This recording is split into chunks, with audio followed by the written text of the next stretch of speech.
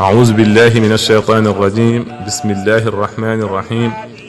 الحمد لله الذي علم بالقلم علم الإنسان ما لم يعلم، والصلاة والسلام على من لا نبي بعده وعلى آله وأصحابه وذريته وأهل بيته أجمعين ومن تبعهم بإحسان إلى يوم الدين.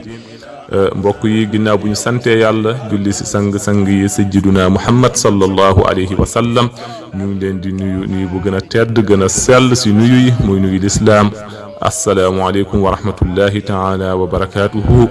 si njiital Ceerno Sara Sakho ak ki toftalu si moom di Ceerno Mbay Si, ak ki yor wàllu kàddu gi di Ceerno Abdul Daf, ak ñi yor wàllu communication di Ceerno Ibnu Umar Baro ak Ceerno Souleymani Gassama.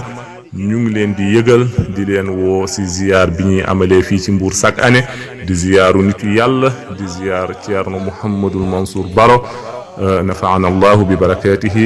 ñu ngi si woo ñëpp képp koy ne ashhadu an la ilaha illa allah wa ashhadu anna muhammadan rasulullah woo nañ la si bés bi. comme ni ngeen ko xamee si zawiya bi ca 11 novembre jigéen ñi ñooy féetewoo foofu fi nga xamante ne mooy bayal bi ci Grand Mbour, góor ñi foofu la ñuy féetewoo.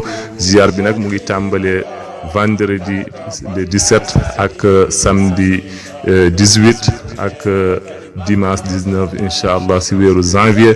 ñu ngi si woo ñëpp si ndigal Ceerno Cheikh Ahmed Tidiane Baro atalallahu baqaahu. kon nag mbokk julli di woo nañ leen si bés bi incha allahu rabbi. asalaamaaleykum wa rahmatullah.